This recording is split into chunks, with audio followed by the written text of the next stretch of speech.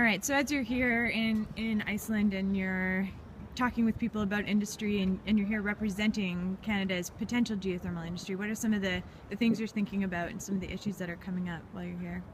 You know, I think the really important thing is to address that people think that geothermal is risky. We've heard from a number of international presenters today talk about the perceived risk is being overstated, that there has been a lot of wells drilled around the world, and of course a country like Canada, we know how to address risk. Risk is not a showstopper, it's something that we manage, and we do that by using technology.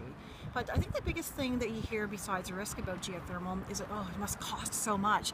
And I really want to push back, and I want to push back hard about that, because here's the story that people need to hear. If you're talking about geothermal electricity compared to both conventional fossil fueled or other renewables, our $1 of capital invested will give you power.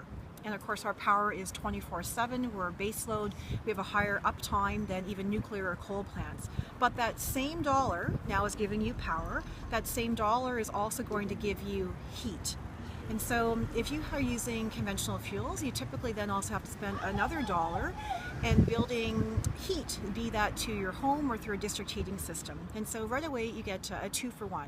But there's a third component, and that's what you do with that heat, especially in northern and remote communities, or even now all across Canada, especially with the drought in California because of perhaps climate change, or just people wanting organic, local and fresh food, and a variety of food that they can use in the winter that they don't have to import. And so growing food in greenhouses is really what we've been focusing on here in Iceland. And we saw fresh strawberries I enjoyed today, bananas, cucumbers, peppers, tomatoes. All of these things are available to Canadians as well. Iceland is north of us, and they have less daylight than we do in the summer and the winter times. And this is just a real plus for us. We could combine geothermal with solar panels. We could certainly, again, for that $1 invested, have, I think, 4 things. Again, starting with power, moving on to heat, using that heat for greenhouses, which is local food security, and then jobs. I think it sounds crazy to some people, but when you really think about how many jobs that $1 investment created, it's quite a lot. So using US DOE, Department of Energy statistics, comparing a natural gas power plant to a geothermal power plant, both at the same size, there are 17 times more jobs created by using a geothermal power plant than using a natural gas power plant for the same price of power. And our power plants will give you power, heat, food, all those extra jobs, which of course is a GDP boost for the country, local taxes, investment, indirect jobs. It really is everything. And we'd like to bring this technology to Canada. I don't even like using the word technology because of course the rest of the world is already doing it. I think we can even do it better because we have all this drilling and experience in Canada.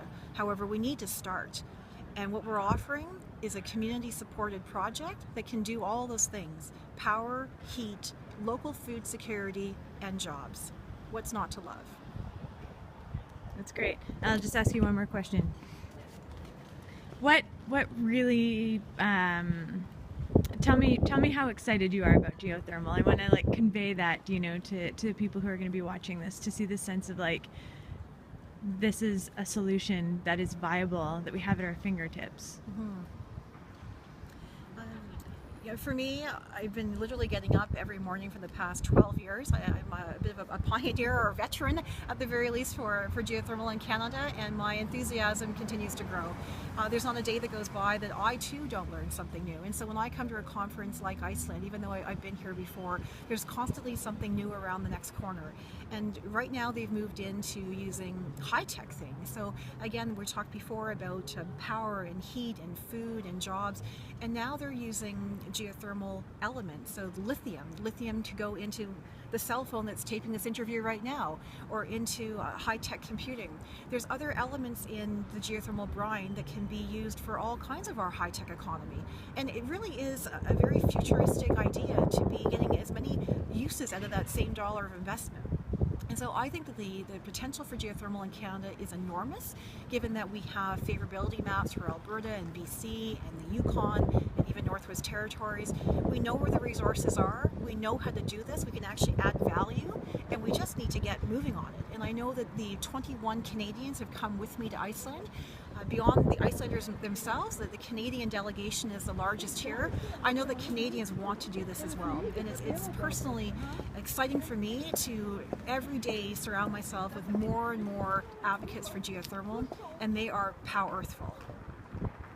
Awesome.